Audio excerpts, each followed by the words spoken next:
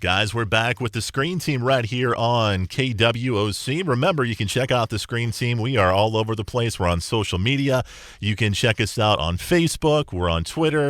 You can also check us out on YouTube. We have our very own YouTube channel, and we have our very own website at screenteampb.com. So make sure you check us out at any one of those locations.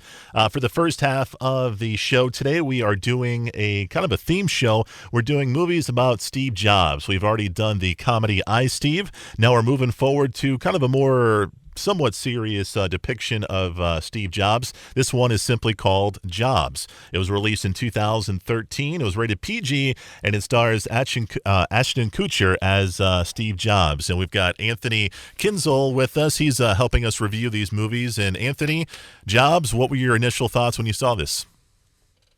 This was the first movie about Jobs that I saw, and I didn't know a lot about Steve Jobs' personal life at the time. So when I saw it, I was experiencing this characterization of events for the first time, and I was entertained by it. I know that they said the film had a lot of problems, and I'm sure people who made those comments were looking at it from the perspective of they know the story, they know that Ashton Kutcher didn't consult certain people or whatever, but you know, as a primer, just to understand the story of Steve Jobs, I thought it was entertaining, and I actually learned quite a bit. And I think some of the parts are a little too worshipful of Jobs. He's kind of like this god in the movie in some ways.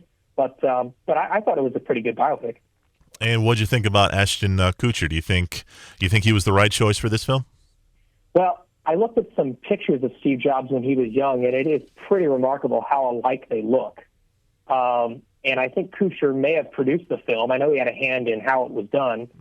So I guess in some ways it was always going to be him. But I think that, Kutcher was Kutcher. I don't know what he brings to Jobs that a method actor might do better or worse. But he looked so much like him, I think it was passable. Yeah.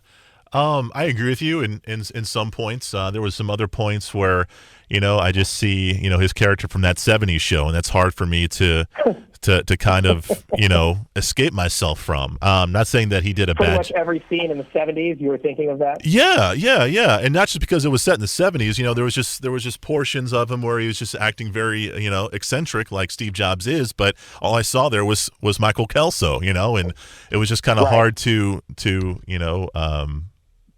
diversify my thoughts into that. So I don't think he did a bad job. I just see him as that particular character. Josh Gad played Steve Wozniak, and I thought he kind of looked like Steve Wozniak quite a bit. What'd you think about him? I think this is the film, generally speaking, that gets the photo test for the film. It gets the best score. I mean, everything looks like it should look if you just used a photo book of Apple's history to do the movie. Now, that being said, that's not enough. You've got to have a good script and you got to have all this other stuff. But yeah, I think this movie looks the most of the three movies like the pictures we've seen of the characters and the people and all the circumstances surrounding Apple. It's funny that you say that because at the very end of the movie, they show at the credits, they show the pictures of the real, characters and then the actors. And you're right, man. It's pretty close to being spot on with pretty much all of them. Right. Yeah. And that's a testament to the movie's strength, but you got to be able to do more than that, right? I mean, you can't just show a bunch of pictures. You got to have the thing, and it's not bad. There are some things I think they could have done a lot better. I think there are some elements to the Jobs story about who he is as a person that are missed in this film. Mm-hmm. But it was good for what it was, I guess. Yeah, it was interesting. Each film kind of shows a different aspect of Steve Jobs. We'll get to Steve Jobs the movie a little bit later on, but this particular movie focuses a lot on his early days with him and his buddies, in his garage, coming up with the Apple products and how he became, basically, like you said in the previous segment, how he became the spokesman for it, how he became the salesman for these particular products. And I think what this movie showed that the other movies didn't show was just how good of a salesman he was, how good of a negotiator he was. There's a scene where Steve Jobs is trying to sell these these computer parts to this computer salesman, and he's like, "This is not what I asked for," but he ends up convincing him at the very end that, yeah, this is what you need and what you want, and in the end, you're going to buy more of this stuff from us. And you know what? That's so true. And a part of it, the question I think for a lot of people is, well, did those conversations happen in the 70s? Was he like that? I don't know, but it is true. He was a master negotiator. He made killer deals with the music industry, with the book industry. Some of them are even arguably oppressive deals. I think in the book industry, he actually there was a strike against him at the appellate court level for a kind of anti-competitive deal he made. But the bottom line was he was very tough. He leveraged history to get exclusive deals, and that was present in that film in the sense that it was showing him as kind of a tough negotiator. I don't know if he had those skills in the 70s, but it certainly was an element of his character that they developed in the film.